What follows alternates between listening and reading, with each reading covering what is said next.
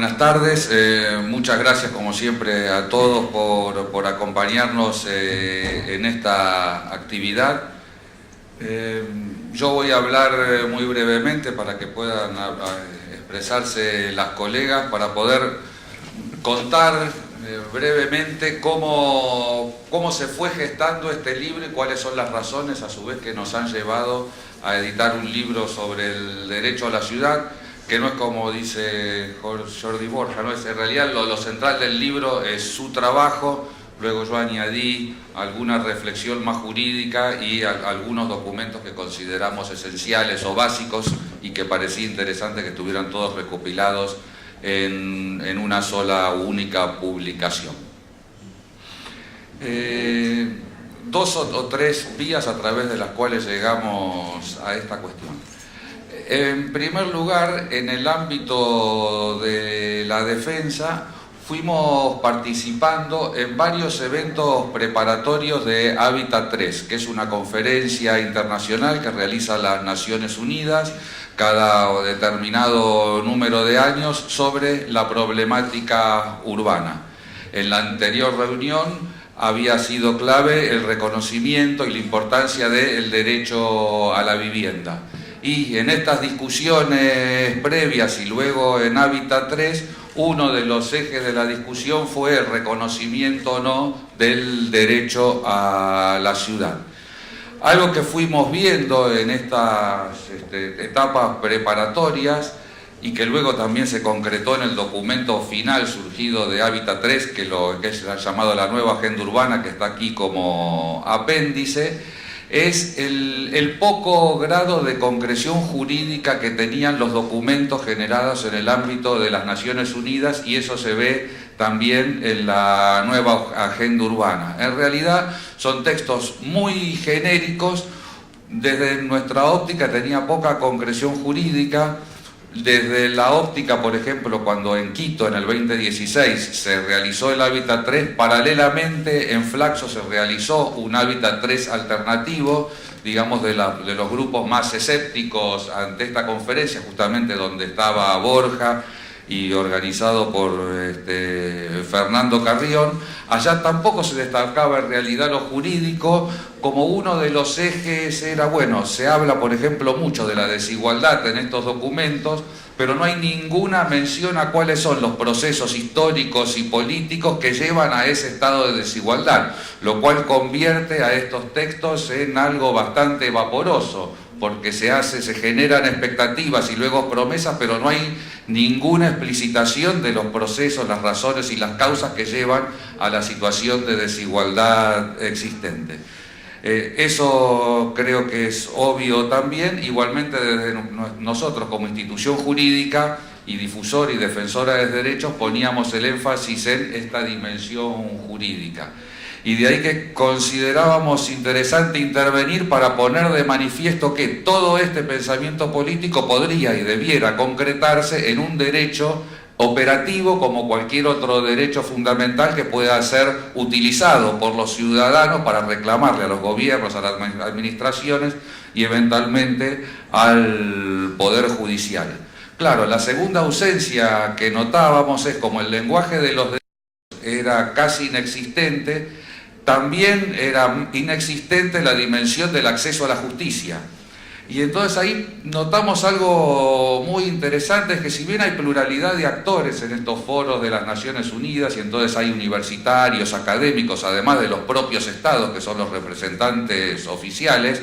claro, había también una ausencia notoria, y era que el eje pasaba por las ciudades, pero no había representantes de las ciudades, lo cual era un poco extraño.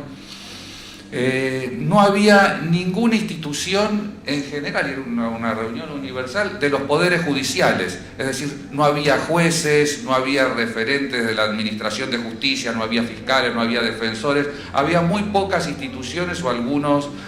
funcionarios judiciales en particular. Y entonces nosotros consideramos interesante presentarnos con otras organizaciones de Latinoamérica, incluida la CEPAL, y presentamos un documento sobre una serie de principios sobre la justicia social urbana. y referidos al acceso a la justicia. Es decir, si tenemos este derecho a la ciudad, que es un derecho que se va a concretar, ¿cuáles tienen que ser, de acuerdo a nuestra experiencia judicial ya de varias décadas, cuáles tienen que ser los principios para regir el acceso a la justicia? Y lo tratamos de sintetizar en un documento muy sencillo para discutir y que lo llevamos a ambos foros, al del Hábitat 3 y al alternativo. Luego del 2016, claro, ONU Hábitat fue realizando diferentes foros para debatir esta agenda urbana que se había generado. Nosotros también teníamos el interés con otras organizaciones de discutir esas cuestiones y con la problemática propia de la ciudad de Buenos Aires, y el año pasado organizamos en el marco de ONU Hábitat como mencionó Vanessa Ferrazuolo, unas jornadas con un formato de ONU para discutir todas estas cuestiones. Nos pareció de forma simbólica e importante que alguien justamente crítico de la visión oficial de las Naciones Unidas hiciera la inauguración de ese evento, y entonces lo invitamos a Jordi Borja, que aceptó. En realidad le dijimos, mire, la idea es bastante peculiar, porque sería hacer esta cuestión y también de forma simbólica hacer la conferencia inaugural en la Villa 2124. Y lo hicimos en la Casa de la Cultura, que está, como ustedes saben, ahí en la Villa 24, y él dio su conferencia y creo que fue un evento para nosotros interesante, y después lo seguimos en el Bauen, donde con muchos otros colegas seguimos la discusión. A raíz de ese foro, Borja preparó un trabajo y dijo, bueno, si lo reelaboramos podemos hacer un libro sobre esta cuestión, y bueno, finalmente, gracias a la editorial y como siempre al empeño de su directora Alejandra García, tenemos hoy aquí este libro sobre el derecho a la ciudad, que a su vez tenemos la expectativa de ser el inicio de una colección de libros, dado que también otro proyecto que estamos llevando a cabo es una investigación colaborativa internacional sobre el derecho a la ciudad, que ya tenemos una gran producción intelectual y que eso puede ser la base para generar una nueva colección. Eso, digamos, lo más institucional. Después, en segundo lugar, creo que hay algo que tiene que ver con la propia experiencia del Poder Judicial de la ciudad, que tiene una característica que es muy obvia y no siempre advertida, y es que somos un Poder Judicial puramente urbano. A diferencia de los poderes judiciales de las provincias, tienen problemas que se refieren a lo urbano, pero que se refieren a toda una problemática provincial, donde en general el territorio es más lo rural que lo urbano. Nosotros solo tenemos un espacio urbano y todos los problemas jurídicos en general están matizados y teñidos por la problemática urbana. Y en esa, si uno ve los temas centrales de discusión, es cierto que hay cuestiones genéricas más abstractas, no sé, la validez de un acto administrativo, que es lo mismo que estemos en una ciudad o en el ámbito federal. Pero si vemos los problemas humanos reales en su dimensión existencial, son todos problemas que tienen que ver con la vida urbana. En el fuero contencioso, toda la discusión sobre el derecho a la vivienda y las personas en situación de calle, todos los casos referidos al acceso a los servicios públicos en las villas y asentamientos de la ciudad, como los referidos al riesgo eléctrico. Hoy en día en procesos, discusiones de mayor envergadura sobre la reurbanización o la integración urbana de las villas de la ciudad, o problemas educativos también de acceso a la educación en muchas villas que hemos tenido casos. Lo mismo lo vemos en el ámbito penal o contravencional, con casos centrales como los referidos al delito de la usurpación, o todos los debates penales o contravencionales sobre el uso del espacio público, ¿sí? La venta ambulante, la cuestión de uno de los últimos delitos transferidos, que es la resistencia a la autoridad, de donde hay mayor cantidad de detenidos últimamente en el ámbito de la ciudad de Buenos Aires, y que en general se producen en ocasión de las protestas sociales, es decir, un tipo de uso del espacio público de la ciudad que desde el Estado en parte está tratado de manera penal, contravencional, que parece una forma bastante inadecuada de abordar ese tipo de problemática.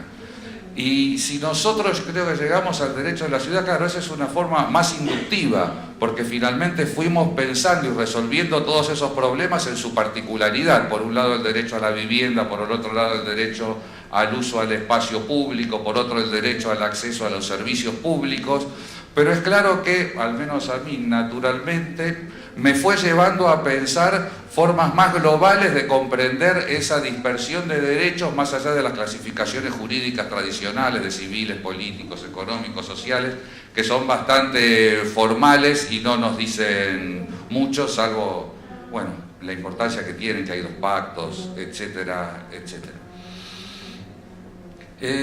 Yo creo que eso nos fue llevando a pensar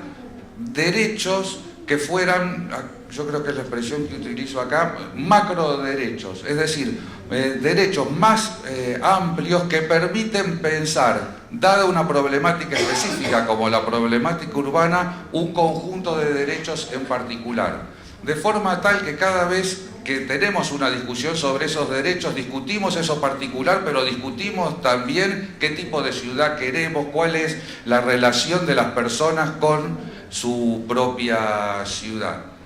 Y ahí, eso yo lo conecté, y es lo único que digo de mi trabajo,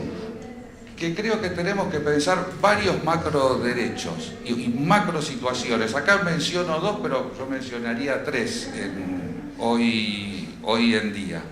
Uno es claro que es este derecho a la ciudad, que es una forma de trascender una serie de derechos que ya existentes, y uno de los desafíos jurídicos que tenemos es otorgarle contenido operativo, preciso y específico a qué significa este derecho a la ciudad, que, como todos saben, fue tradicionalmente un concepto más bien político. Henri Lefebvre, toda esta historia que algo se dice en este libro, y si bien hay varios documentos jurídicos que acá están mencionados, aún creo que falta un grado de concreción mayor para comprender qué significa el derecho a la ciudad. Pero que para mí tiene que estar vinculado a otras dos cuestiones, que son los siguientes. Otro macro derecho, y que tenemos una pista en nuestro texto constitucional de la ciudad al referirse expresamente a la exclusión social, que es el derecho a la inclusión social.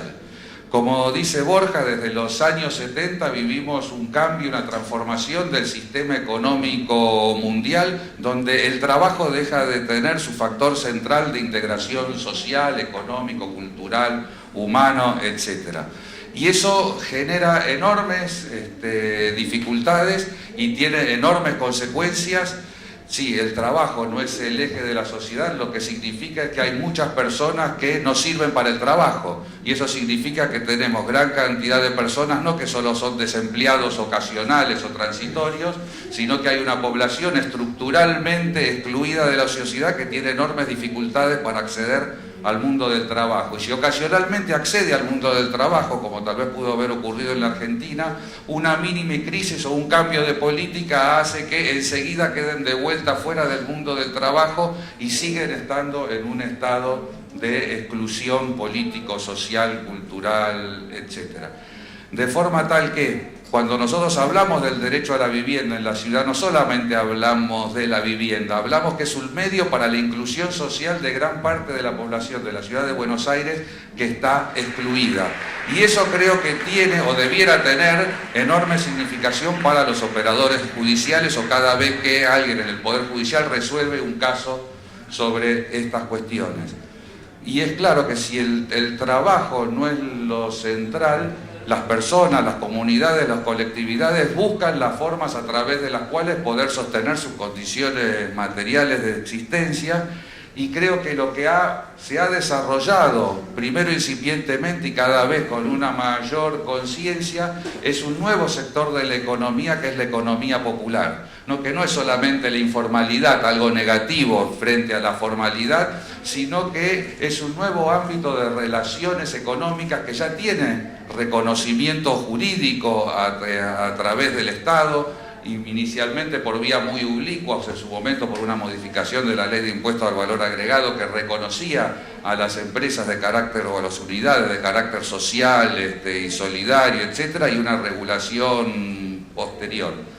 Y que eso nos tiene que llevar a repensar toda una serie de fenómenos jurídicos en la ciudad, como por ejemplo el uso del espacio público y lo que significa la venta del espacio público, que no solamente puede ser pensado desde el ámbito contravencional o sancionatorio, sino que tiene que ser pensado como una de las manifestaciones que encontró la población excluida para llevar a cabo una actividad económica, claro, que es muy diferente a la actividad económica, ya sea pública, estatal o la privada empresarial. Así que eso es resumidamente lo que nos llevó a este texto y esperamos seguir construyendo en este sentido. Así que muchísimas gracias.